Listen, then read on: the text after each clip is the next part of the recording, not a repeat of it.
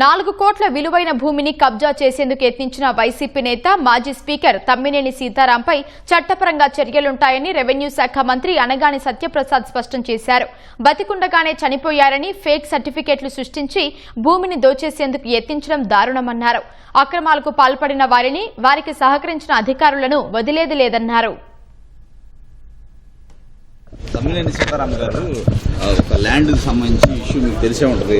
Register ఇది కూడా ఉందంటున్నారు. ఎట్లా అండి? ఎవరైతే తప్పు ఇదొకటని కాదు, దేంట్లో అయినా కాదు. గజపతి మన విజయనగరంలో ఏదైతే మన గవర్నర్ గారు ఉన్నారో వారి విషయంలో వచ్చి దీంట్లో విషయం ఎవరైతే అధికారులు తప్పు చేశారో వాళ్ళ మీద శిక్ష అనేది తప్పకుండా పడుతుంది. ఎక్కడ కూడా ఎవరు కూడా ఇంత దారుణంగా తప్పులు చేసి ఒక మనిషి జీవించి ఉంటే అతను చనిపోయాడని చెప్పి సృష్టించి వాళ్ళకు ఒక కూతురు ఉన్నట్టుగా ఒక సక్సెస్ సర్టిఫికేట్ తెచ్చుకుని ఫ్యామిలీ సర్టిఫికేట్ తెచ్చుకుని రిజిస్టర్ చేసుకోవడం ఎంతో బూతు.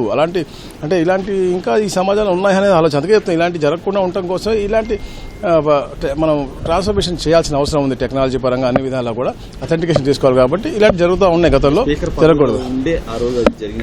గత 1924 మనం చూస్తే ఇది ఒకటే సబ్జెక్ట్ కాదు, అన్ని రంగాల్లో మీరు మద్యం చూడండి, లేకపోతే భూముల విషయం చూడండి, లేకపోతే రిజిస్ట్రేషన్ చూడండి, లేకపోతే పవర్ సెక్టార్ చూడొచ్చు, లేకపోతే ప్రతి ఒక్కటి దీంట్లో ప్రతి దాంట్లో కూడా వాళ్ళు పూర్తిగా వాళ్ళ యొక్క అనువాయులు బాగుపడే విధంగా ఇవన్నీ కూడా స్కీమ్లు స్కామ్లు చేశారు తప్ప ఎక్కడ కూడా ప్రజాహితం కోరలేదు.